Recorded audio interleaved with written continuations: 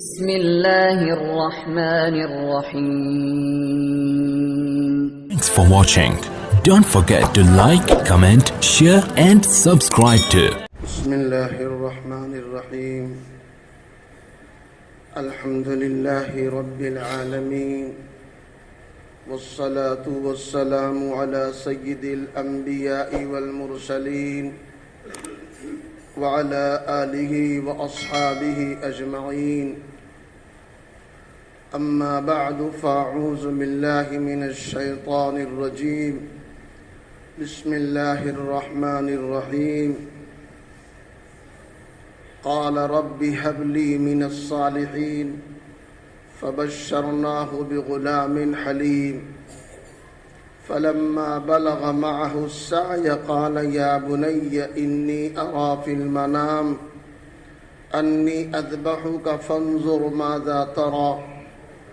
قال يا أبت افعل ما تؤمر ستجدني إن شاء الله من الصابرين.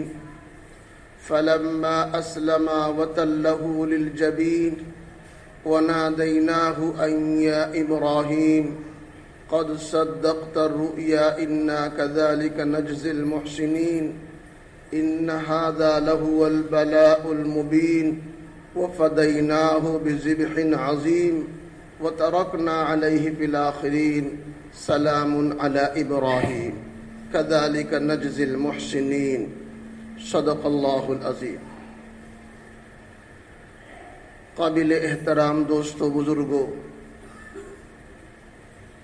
عربی مہینے کا یہ 11واں مہینہ چل رہا ہے. اگلا مہینہ 12واں اور اس سال کا آخری مہینہ ہوگا جس کو ذی الحجہ کہتے ہیں. ذی الحجہ کے مہینے میں اللہ تبارک تعالیٰ نے دو بڑی بڑی عبادت رکھی ہے. ایک کو حج کہتے ہیں اور ایک دوسری عبادت جس کو قربانی کہتے ہیں. یہ دو عبادتیں اللہ تعالیٰ نے آخری مہینہ ذی الحجہ میں رکھی ہے، حج اور قربانی.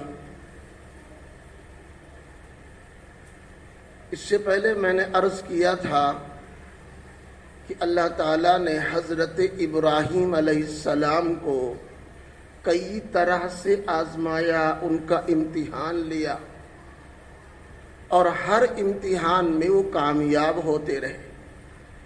انہوں نے ہمیشہ اللہ کی مرضی کو سامنے رکھا، اپنی چاہت کو، اپنی خواہش کو، اپنی آل اولاد کو، اپنی بیوی بچوں کو انہوں نے 2 نمبر پر رکھا، 1 نمبر پر اللہ اور اللہ کی مرضی کو رکھا. چنانچہ یہ قربانی بھی انہی کی یادگار ہے. جیسے میں نے حج کے بارے میں عرض کیا تھا کہ حج کا اعلان انہوں نے کیا خانہ کعبہ کی تعمیر کے بعد، اور بہت سے عمل آج بھی انہی کی یادگار میں منائے جاتے ہیں. انہی کی بیوی سعی مروہ جو صفا مروہ کی سعی ہے، انہی کی زوجہ محترمہ کی یادگار ہے. شیطان کی کنکری انہی کی یادگار ہے. تو جس طرح حج کے اندر بہت سارے اعمال ان کی یادگار میں منائے جاتے ہیں، اسی طرح قربانی بھی در حقیقت ان کی اور ان کے بیٹے کی یادگار ہے. اور یہ بھی بہت بڑی قربانی ہے، بڑی آزمائش، بڑا امتحان ہے. آج آدمی کے پاس گنجائش ہوتے ہوئے بھی انسان ٹال مٹول کرتا ہے. کسی طریقے سے قربانی ٹل جائے، نہ کرنا پڑے. طرح طرح کے بہانے اور طرح طرح کی انسان شکلیں نکالتا ہے. لیکن کیا اس کی روح ہے؟ کیا اس کی حقیقت ہے؟ کہاں سے اس کی شروعات ہے؟ کس طرح اس کام کا وجود ہوا؟ جب اس پر ہم غور کریں گے تو انشاءاللہ ہمیں ایک طاقت ملے گی، کرنے کا شوق ہوگا. غفلت اور سستی جو ہمارے سماج و معاشرے میں ہے انشاءاللہ وہ کم ہو جائے گی. ابراہیم علیہ السلام کے بارے میں اتنی بات تو عرض کر چکا ہوں. کہ ملک عراق میں پیدا ہوئی ہے، اور جس گھرانے میں پیدا ہوئی ہے باپ کا نام آزر اور اس زمانے کے بادشاہ کا نام نمرود، دونوں کیسے تھے، کس طرح سے، پوری تفصیل آپ کے سامنے آ چکی۔ نمرود بادشاہ نے انہیں اپنے اعتبار سے تیار کردہ آگ یعنی اپنی سمجھ سے دوزخ میں ڈالا۔ اللہ نے صاحب اس آگ کو گلے گلزار بنا دیا۔ جب وہاں سے بچ کر کے نکلے تو انہوں نے سمجھا کہ میرے لیے یہ علاقہ مناسب نہیں ہے،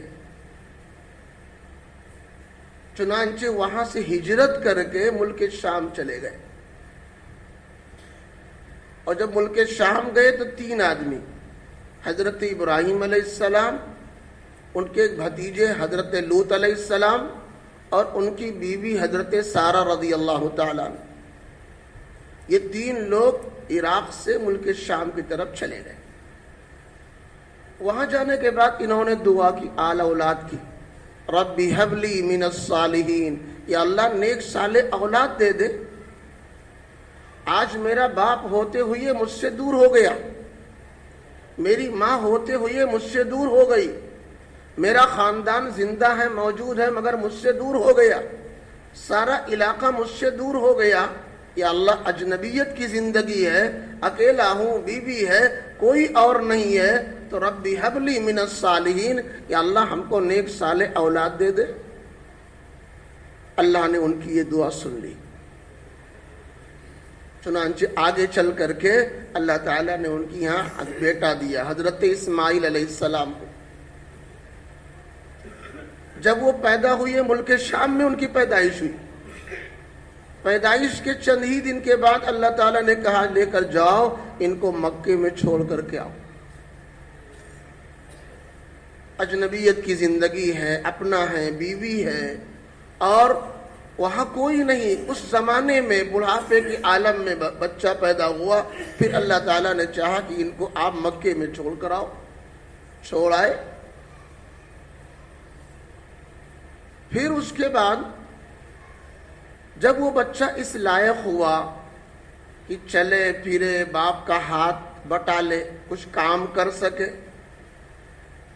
فبشرناہ بغلام حلیم، جب انہوں نے دعا مانگی اللہ تعالیٰ نے بشارت دی، ٹھیک ہے آپ کو ہم نیک صالح بردبار، حلیم کہتے ہیں بردبار کو، بہت سی باتیں سنے لیکن تحمل کر لے، برداشت کر لے۔ آج لوگوں میں برداشت کا مادہ نہیں، لوگ اس کو خوبی سمجھتے ہیں کہ ایک بات کا 10 جواب دو، اینٹ کا جواب پتھر سے دو، اس کو لوگ خوبی اور کمال سمجھتے۔ میرے نبی کی سنت یہ ہے زیادتی کرنے والوں کو معاف کر دو، یہ میرے نبی کی سنت ہے، زیادتی کرنے والوں کو معاف کر دو۔ لیکن آج لوگوں کا مزاج بن گیا نہیں، اگر کوئی ایک بات سنائے اس کو آپ 10 بات سناؤ، قطعاً اس کے اندر نہ پہلے خوبی تھی، نہ آج ہے، نہ قیامت تک ہو سکتی۔ جو میرے نبی کی سنت ہے، جو میرے نبی کا طریقہ ہے، اسی میں بھلائی ہے، کیونکہ بغیر معافی کے انسان کا دل مل ہی نہیں سکتا۔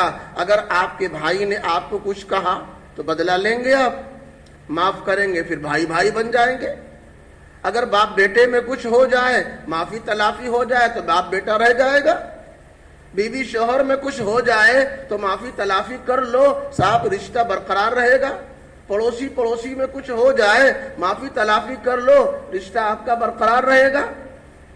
اور جہاں بدلہ لینے کا مزاج اور رواج ہے وہاں رشتہ نہیں بنتا ہے، وہ ہر آدمی ایک دوسرے سے الگ ہو جاتا ہے، دشمنیاں ہو جاتی۔ اس لیے معاف تلاف کرنا چاہیے۔ حدیث پاک میں اس کی بڑی اہمیت بتائی گئی ہے، بڑی اہمیت فرمائی گئی ہے۔ ایک حدیث میں اللہ کے نبی نے یہاں تک فرمایا، حدیث قدسی، ارحموا من فی الارض یرحمکم من فی السماء، تم زمین والوں پر رحم کرو گے اللہ تم پر رحم کرے گا۔ اگر ہم نے اپنے بھائی کو معاف کر دیا، اگر مان لو ہمارے باپ میں اولاد میں کوئی غلطی کمی ہے، ہم نے اس کو درگزر کر دیا، پاس پڑوس والوں نے کوئی بات کہہ دی ان کو ہم نے معاف کر دیا، اگر ہم زمین والوں پر رحم کرم کریں گے اللہ آسمان والا ہم پر رحم کرے گا۔ اس نسخے کو رکھیے، اس دنیا میں کامیاب ہونے کے لیے، آخرت میں کامیاب ہونے کے لیے اینٹ کا جواب پتھر سے نہیں ہے بلکہ معافی تلافی کے ساتھ ہے۔ خیر، ابراہیم علیہ السلام کی جو بچہ پیدا ہوا اللہ تعالیٰ نے بشارت دی متحمل المزاج، کوئی کچھ کہہ دے تب بھی وہ معاف کر دے۔ خیر، جب اس لائق ہوئے کہ بڑے ہو گئے، باپ کے ساتھ دوڑ دھوپ کر سکے، تو اللہ تعالیٰ نے ایک اور حکم دیا، یا بنی انی ارا فی المنام انی اذبحک فانظر ماذا تری۔ ذی الحجہ کا مہینہ 7ویں تاریخ، حضرت ابراہیم علیہ السلام لیٹے ہیں، رات میں سونے کے لیے خواب دیکھ رہے ہیں، اللہ کی طرف سے آواز آتی ابراہیم میری راہ میں صدقہ کرو، قربانی کرو۔ صبح انہوں نے 100 اونٹ قربان کر دیا، کیونکہ نبی کا خواب سچا ہوتا ہے۔ جو نبی کے پاس اللہ کی طرف سے وحی آتی ہے اس وحی کی کئی شکلیں ہیں۔ کبھی تو صاحب بخاری شریف کے شروع میں ہے، اللہ کے نبی علیہ السلام خود فرماتے ہیں کہ نبوت سے پہلے پہلے اللہ تعالیٰ مجھے خواب دکھاتا تھا، اور جو کچھ ہم خواب میں دیکھتے تھے صبح ہوتے ہوتے معاشرے میں، سماج میں، علاقے میں ہو بہو وہ چیز ہم پاتے تھے۔ جو کچھ خواب میں دیکھا صبح ہم نے اس کو ایسے پایا، یہ بھی وحی کا ایک درجہ ہے۔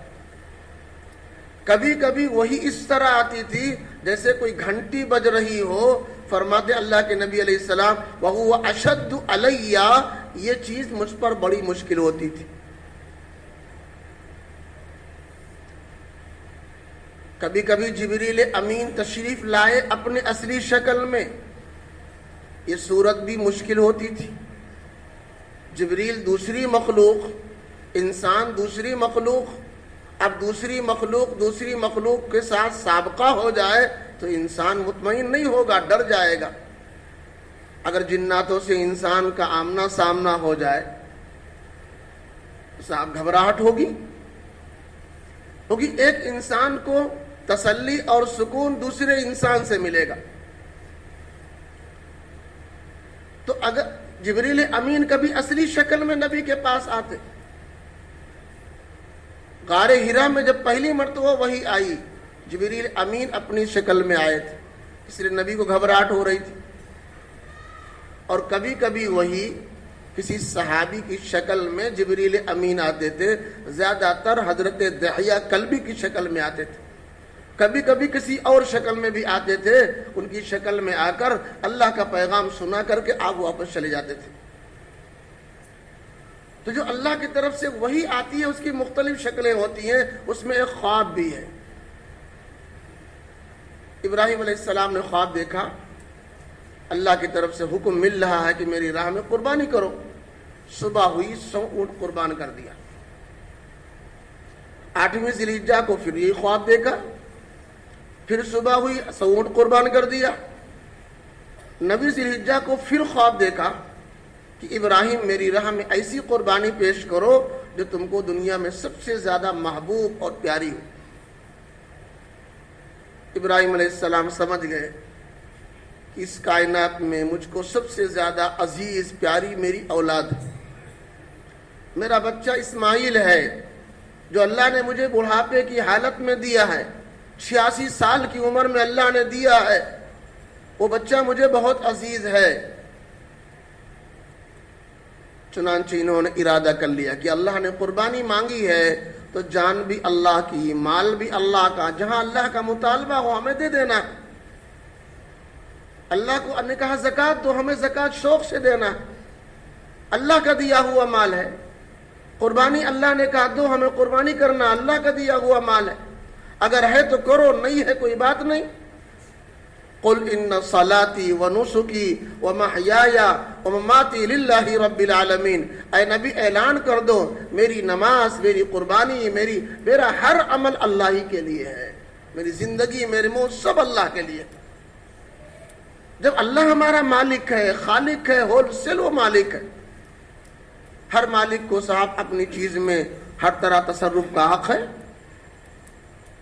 تو اللہ کا مطالبہ ہو کہ صاحب قربانی کرو، ہمیں قربانی دینا ہے، زکوٰۃ کہے زکوٰۃ دینا ہے، مال ہو تو دو، نہیں ہے کوئی بات نہیں۔ چنانچہ جب صبح ہوئی تو انہوں نے اپنی بیوی حضرت ہاجرہ رضی اللہ تعالی عنہ سے کہا کہ ابراہیم کو، اسماعیل کو نہلا دھلا کر صاف کپڑے پہنا دو، مجھے کسی دوست سے ملانا ہے۔ چنانچہ زوجہ نے نہلا دھلا کر صاف کپڑے پہنا کر کے والد کے حوالے کر دیا۔ تھوڑی دور گئے، شیطان کو یہ چیز برداشت نہیں ہوئی، اس نے سوچا اگر حضرت ابراہیم نے یہ عمل کر دیا، اپنے بچے کو خدا کے حضور میں پیش کر دیا، قربان کر دیا، تو پھر انسانوں کا رتبہ بہت اونچا ہو جائے گا۔ ایک مرتبہ شیطان کیا ہے، مغلوب ہوا، شرمندہ ہوا، راندہ درگاہ ہوا۔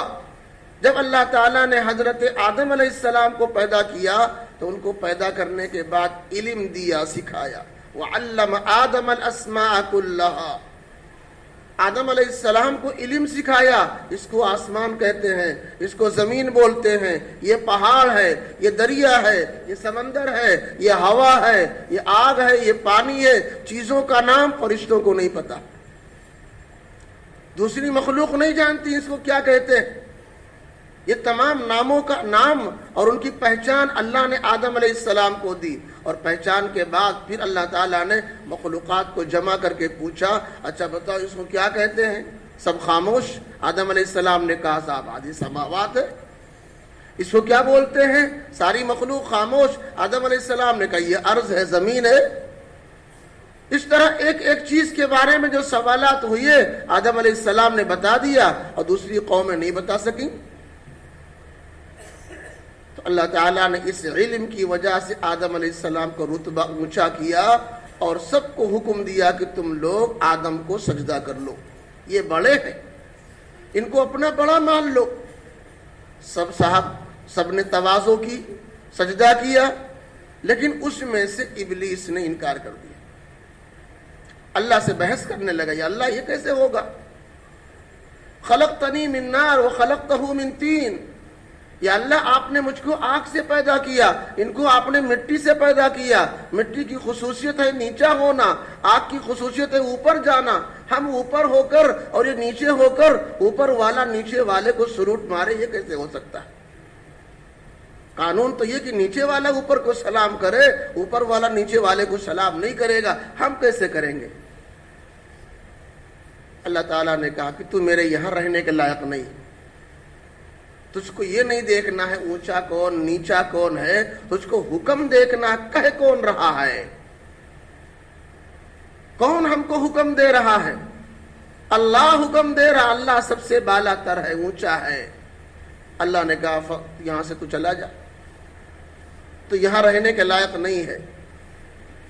تو وہ شیطان صاحب وہاں ایک مرتبہ مغلوب ہوا، شرمندہ ہوا، پھر سوچا اگر ابراہیم علیہ السلام نے قربانی پیش کر دی تو ان کا بہت بڑا رتبہ ہو جائے گا، یہ انسان اللہ کے قریب ہوتا چلا جائے گا اور شیطان کیا اللہ سے دور ہوتے چلے جائیں گے۔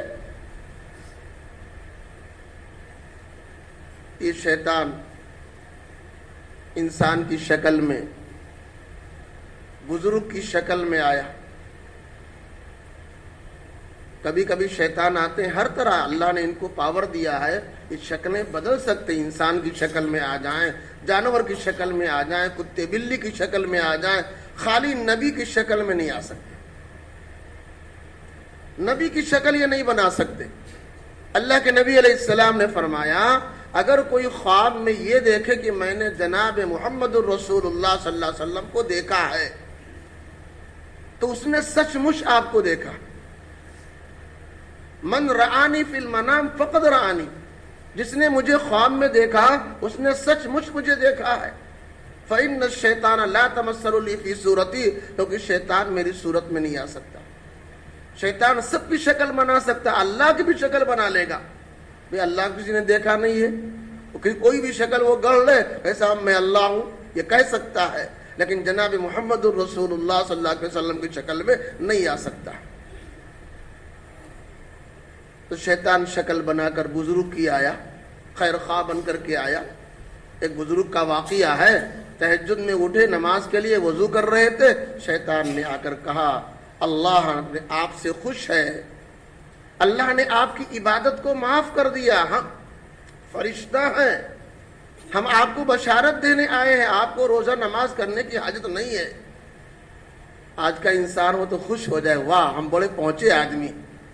انہوں نے کہا لا حول ولا قوت الا باللہ، اعوذ باللہ من الشیطان الرجیم. تو شیطان مردود ہے، کیونکہ صاحب اللہ کے فرشتے یہ نبیوں کے پاس آتے ہیں، میں تو نبی ہوں نہیں، تو میرے پاس کیسے آ گیا فرشتہ بن کر؟ فرشتہ تو نبی کے پاس آتا ہے، میں نبی ہوں نہیں، اس لیے تو فرشتہ نہیں، تو شیطان مردود ہے. جاتے جاتے پھر ڈورا ڈالا اس نے، کہ آج آپ کے علم نے آپ کو بچا لیا. کہا مردود، میرے علم نے نہیں بچایا، علم تو انسان کو بے عمل ہو تو ذلیل کر دیتا ہے، میرے اللہ نے مجھے بچا لیا، میرے اللہ نے مجھے بچا لیا ہے. اللہ اگر بچانے پر نہ آئے کوئی ہمت انسان کی نہیں بچ جائے. لا حول ولا قوت الا باللہ کا یہی معنی ہے، یا اللہ ہم کوئی نیکی تیری توفیق کے بغیر نہیں کر سکتے، اور کسی گناہ سے ہم تیرے فضل کے بغیر نہیں بچ سکتے. نیکی کرنا تیری توفیق سے ہے، گناہوں سے بچنا تیرے کرم اور فضل سے. یہ انسان کی شکل میں آیا اور آ کر کے سب سے پہلے حضرت ہاجرہ کے پاس گیا. سوچا کہ عورت مرد کے مقابلے میں کچی ہوتی ہے، نرم دل ہوتی ہے، اس کو سمجھا دو بجھا دو جلدی متاثر ہو جائے گی، رونا دھونا شروع کر دے گی، واویلا مچانا شروع کر دے گی. شیطان نے آ کر پوچھا کہ آپ کا بیٹا اسماعیل نہیں دکھ رہا، کہاں گیا؟ انہوں نے کہا صاحب اپنے باپ کے ساتھ گیا ہے. کہاں لے گئے کہاں نہیں پتا ہے، دوست سے ملانے کے لیے کہہ رہے تھے. شیطان نے کہا دوست سے ملانے نہیں لے گئے. کہا پھر کہاں ذبح کرنے لے گئے؟ حاجرہ رضی اللہ تعالی عنہ کو تعجب ہوا، کہا بیوقوف کہیں کہ آج تک کسی باپ نے اپنے بیٹے کو ذبح کیا ہے؟ کہاں تو ذبح نہیں کیا، آج تک کوئی واقعہ دنیا میں ایسا نہیں ہوا. پھر ایک نبی ہو کر اپنے بیٹے کیسے ذبح کر دے گا؟ کہ اللہ تعالیٰ نے تمہارے بیٹے کی قربانی مانگی ہے، اس لیے وہ قربان کرنے لے گئے ہیں. دوستو حاجرہ رضی اللہ تعالیٰ عنہ نبی کی بیوی ہے، تربیت اچھی ہے، خود ایک بہت مضبوط ایمان والی ہے، ایک پیغمبر کی ماں ہے. جو آج بچہ گود میں ہے وہ آگے چل کر پیغمبر بننے والے ہیں، اور ان کی نسلوں سے بہت سارے پیغمبر آنے والے دنیا میں. معمولی درجے کی وہ عورت نہیں ہے. آج ہمارے معاشرے میں آدمی تو نمازی ہے بیچارہ، آدمی قرآن پڑھا ہوا ہے، اور عورت صاحب پورے محلے والوں کو تنگ کر رکھا. وہ گالی وہ گلوچ، کبھی کبھی انسان شرم محسوس کرتا ہے کہ لوگوں کو بتائے میری بیوی ہے، اپنا تو بیچارے حاجی صاحب ہیں، نمازی صاحب ہیں، عورت نے پورے علاقے کو پریشان کر رکھا، یہ گالی وہ گلوچ.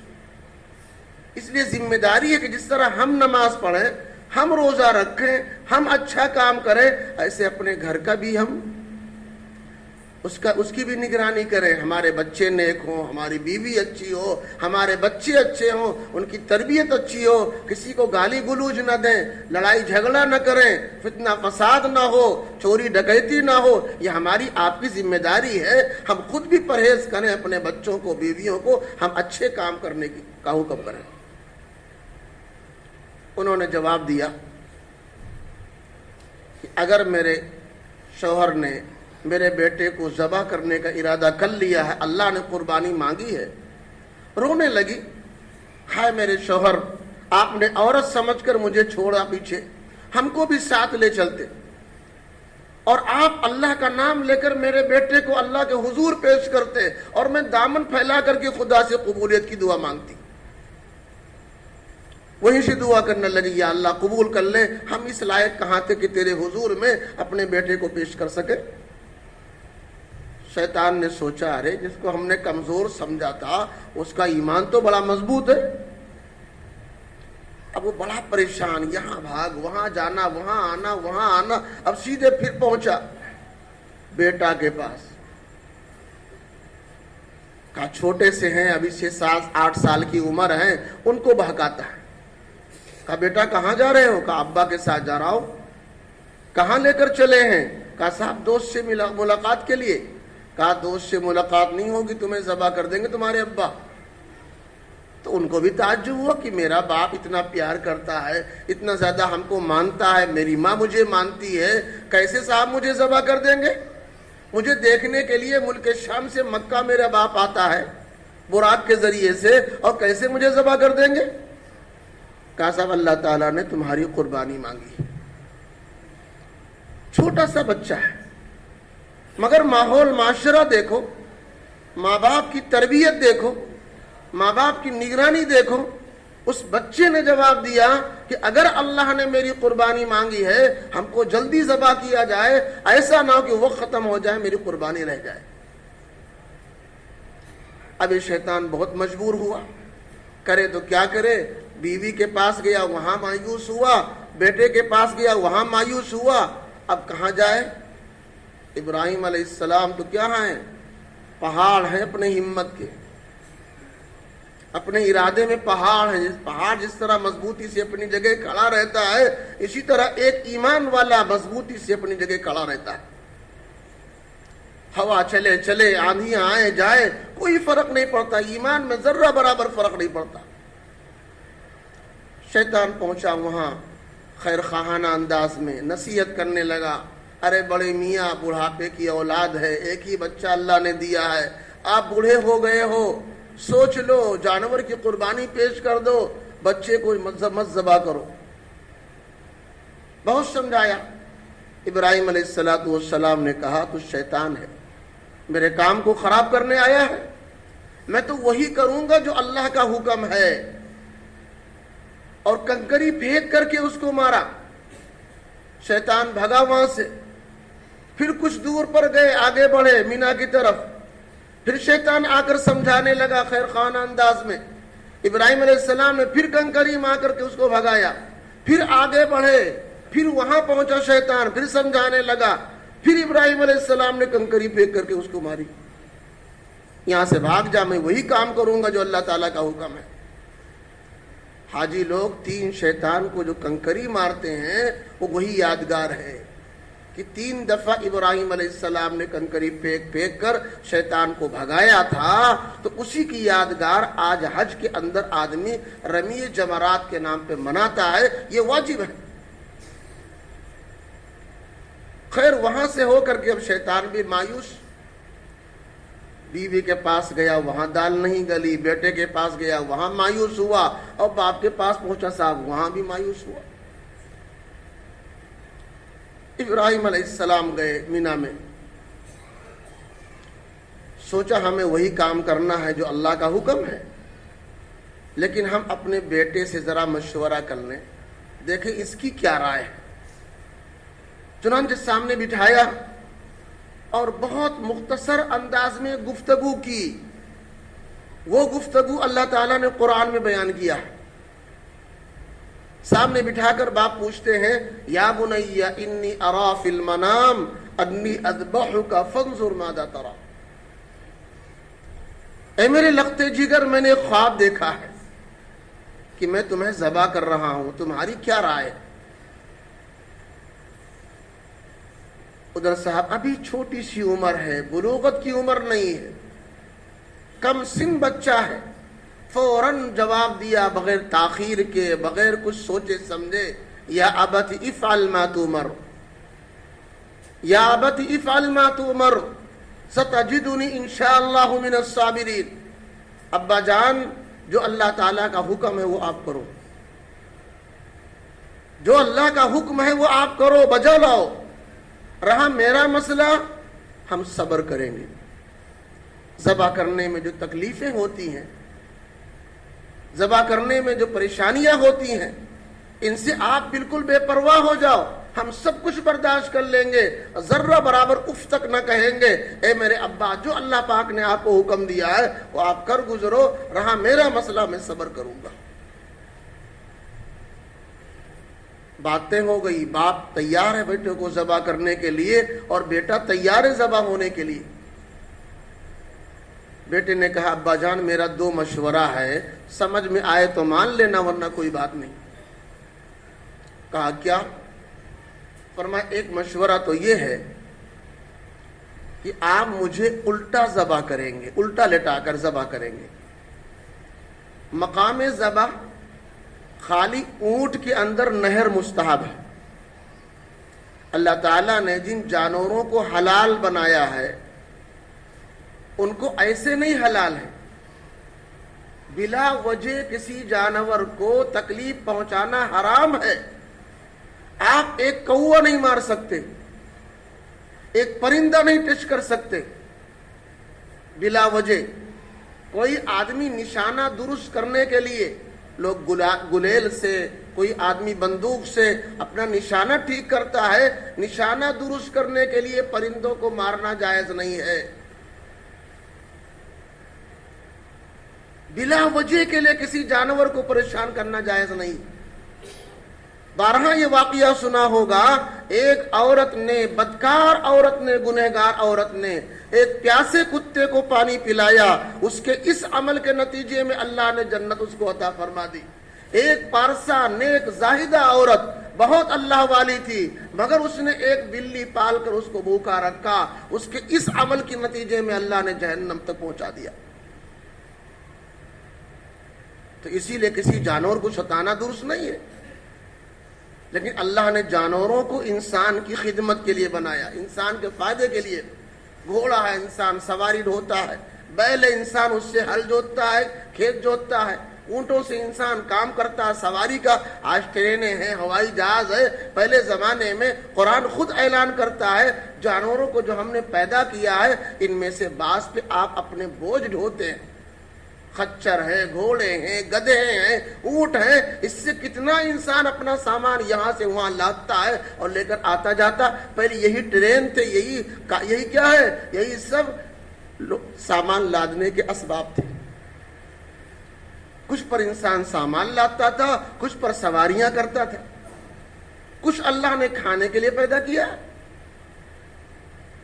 لیکن جن جانوروں کو اللہ نے حلال بنایا ان کو یوں ہی نہیں مر جائے تب بھی آپ کھا لیں، نہیں. آپ کو بسم اللہ اللہ اکبر پڑھ کر کے ذبح کرنا ہے. اگر بسم اللہ آپ نے نہیں پڑھا تو وہ جانور مردہ ہو جائے گا، وہ جانور مردہ ہو جائے گا. آج جگہ جگہ مرغی کٹتی ہے، بکتی ہے. آپ وہاں دیکھیں، غور کریں. اگر آدمی بسم اللہ پڑھ رہا ہے تو ٹھیک ہے، ورنہ آپ اس کو آمادہ کریں. اللہ کے نام سے آپ ذبح کرو تب تو درست اور حلال ہے، ورنہ وہ مردہ اور حرام ہو جائے گا. تو یہ اللہ نے ہدایت فرمائی کہ اس طرح آپ کے لیے حلال ہوگا.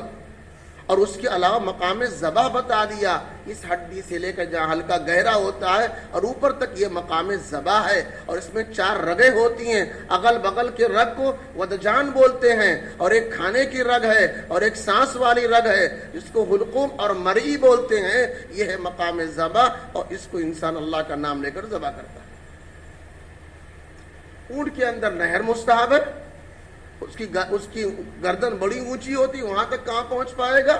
بسم اللہ اللہ اکبر کہہ کر جہاں ہلکا سا گہرا ہوتا ہے وہیں پر اس کو ذبح کیا جاتا ہے. خون نکل گیا وہ گر جائے گا. تو اونٹ کے اندر نہر ہے. بقیہ اور جو جانور سب ہیں جو حلال ہیں ان کو اللہ تعالیٰ نے اس طرح بتایا ہے.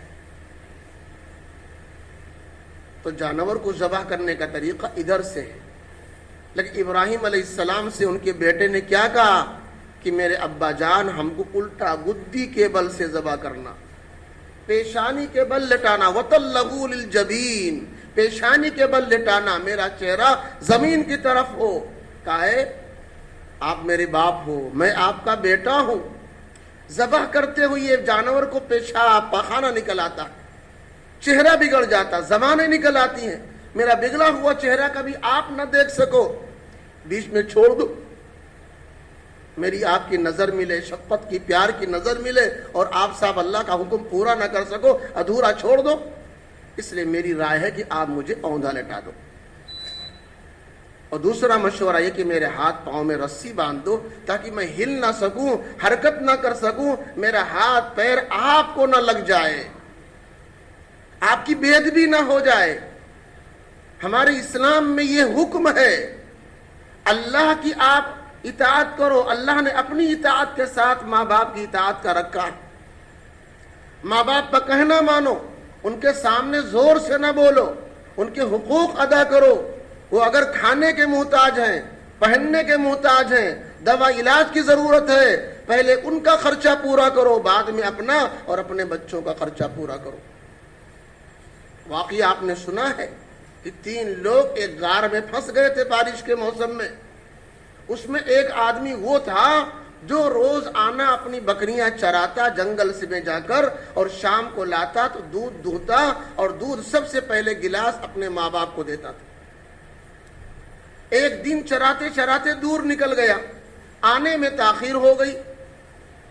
اس نے دودھ دہا لے کر کے ماں باپ کے پاس پہنچا. ماں باپ سو چکے تھے. اس نے کہا صاحب ماں باپ کو جگائیں گے نہیں ورنہ نیند خراب ہو جائے گی. اس کی بیوی، اس کے بچے بھوکے ہیں، بلبلا رہے ہیں، دودھ مانگ رہے ہیں، لیکن یہ بندہ گلاس لیے سرہانے کھڑا ہے. پوری رات کھڑا رہا، نہ تو ماں باپ کو جگایا کہ ان کی نیند میں خلل پڑے گی، اور نہ اپنے ماں باپ سے پہلے بچہ اور بیوی کو پلایا. اس کا یہ عمل اللہ کو اتنا پسند آیا کہ مشکل گھڑی کے اندر جب اس نے خدا کو پکارا، یا اللہ آج ہم غار کے اندر پھنس گئے ہیں، آج بالکل ہماری جان کا خطرہ ہے، اگر وہ عمل میرا تیرے رضا کے لیے تھا، اس غار کا منہ آپ کھول دو. اللہ نے اس کی یہ دعا قبول کر لی اور غار کا منہ انتہائی کھل گیا.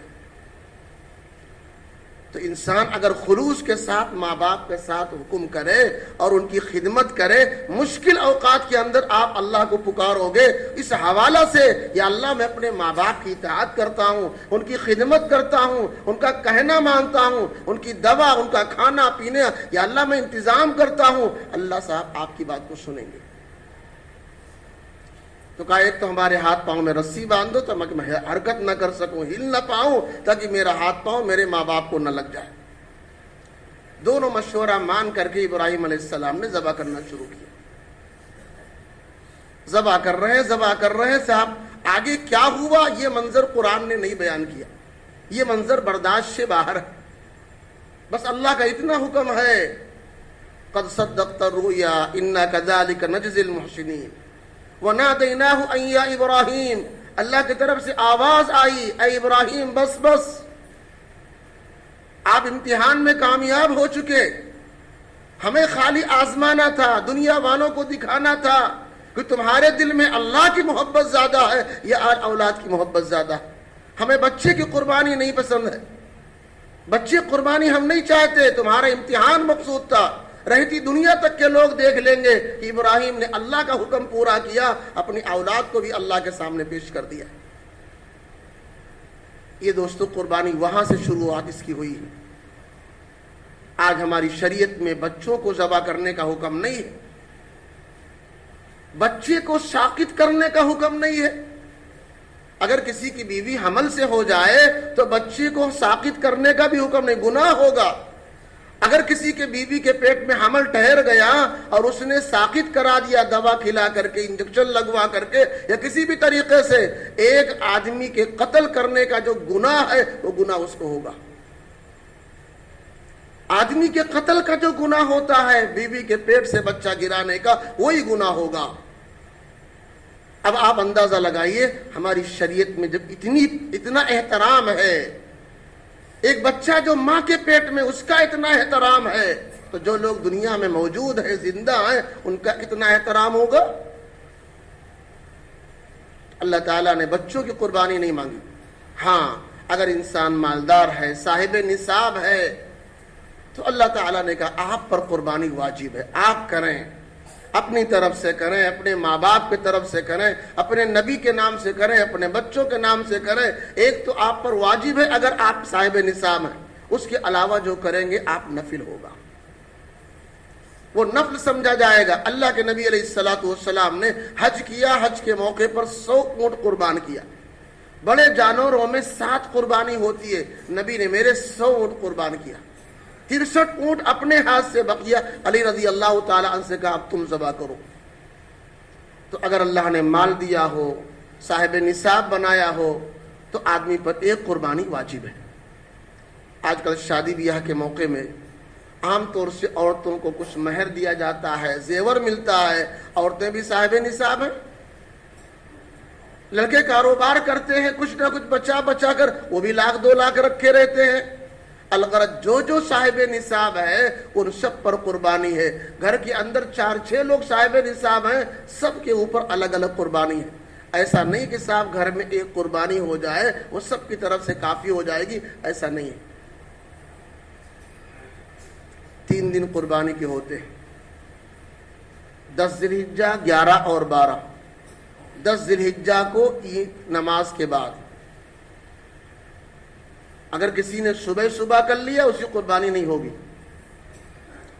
پہلے دن عید کی نماز کے بعد، اور اس کے بعد پورا دن رات، پھر اگلا دن رات، پھر اگلا دن شام مغرب تک، غروب ہونے سے پہلے یہ 3 دن اللہ کے نبی علیہ السلام نے بتایا۔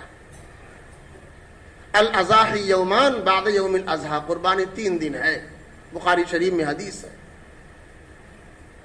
اس کے اندر آپ کو جانور بتایا گیا، سال بھر کا ہو، بکرا، بکری، بھیڑ، دمبا، سال بھر کا ہو، لنگڑا نہ ہو، لولا نہ ہو، کانا نہ ہو، اندھا نہ ہو، تیار ہو، آپ اللہ کے راہ میں پیش کر رہے ہیں۔ سمنوا ضحایاکم فإنها علی الصراط مطایاکم، موٹا تازہ تندرست اپنے حسب حیثیت آپ اللہ کے راہ میں قربان کرو، یہ کل پرصراط پہ آپ کے لیے سواری کا کام ہوگا۔ ابھی چند دن کے بعد ذی الحجہ کا مہینہ شروع ہونے والا ہے۔ چاند دیکھنے سے پہلے آدمی اپنے ناخن کو، بال کو ترشوا لے، اور پھر اس کے بعد چاند نکل جانے کے بعد پھر یہ کام نہ کرے، مستحب ہے پھر اپنے ناخن کو، بالوں کو نہ کتروائے، قربانی کے بعد ہی کرائے۔ قربانی کے جانوروں میں 3 حصے ہیں، اپنا ایک حصہ، رشتہ داروں کا ایک، اور ایک غریبوں کا۔ ایک بات افسوس سے کہنی پڑتی ہے، آج کل اکثر لوگوں نے بکروں میں حصہ دینا بند کر دیا۔ اگر کہیں ادھر ادھر سے کچھ بڑا جانور میں قربانی کرایا، اس میں حصہ بھی انسان تقسیم کر رہا، اور بکرا ذبح کرنے کے بعد سارا جو کچھ بنایا کھایا سارا بچا ہوا فریج میں اسٹور کر دیا، غریبوں کو نہیں مل رہا ہے۔ ایسے بھی غریب ہوتے ہیں، شادی بیاہ یا بقرعید کے موقع ہی پر ان کو بکرے کا نصیب ہوتا ہے، ان کی آمدنی نہیں ہے، ان کے پاس پیسے نہیں ہے۔ آج اللہ نے اتنا بڑا آپ کو اجر دیا، اور اس کے بعد جانور بھی آپ کے حوالے کر دیا، کھاؤ آپ اس کو، تو اس میں جو ہمارا اپنا حصہ، ایک حصہ اس کو آدمی استعمال کرے، ایک اپنے رشتہ داروں کو دے، کھانا یوں ہی تقسیم کر دے، پکا کر کھلا دے، جس طرح پہنچو اس طرح انسان کرے، اور ایک حصہ غریبوں کو ہوتا۔ اس طرح انسان انشاءاللہ کرے گا تو بڑا اجر پائے گا، دنیا میں بھی اور آخرت کے اندر بھی۔ اور یہ سب جو انسان قربانی کرے وہ دکھانے کا مقصد نہ ہو، ہم نے 60,000 کا بکرا ذبح کیا، ہم نے 24,000 کا ذبح کیا، اور یہ نام و نمود کے لیے نہ ہو۔ ان صلاتی و نسکی و محیای، حساب ہماری نماز، قربانی، زندگی، موت سب اللہ کے لیے، اللہ کے دربار میں کچھ نہیں جاتا۔ قربانی کا نہ گوشت جاتا، نہ خون جاتا، نہ کھال جاتی، سب آپ کے سامنے ہے۔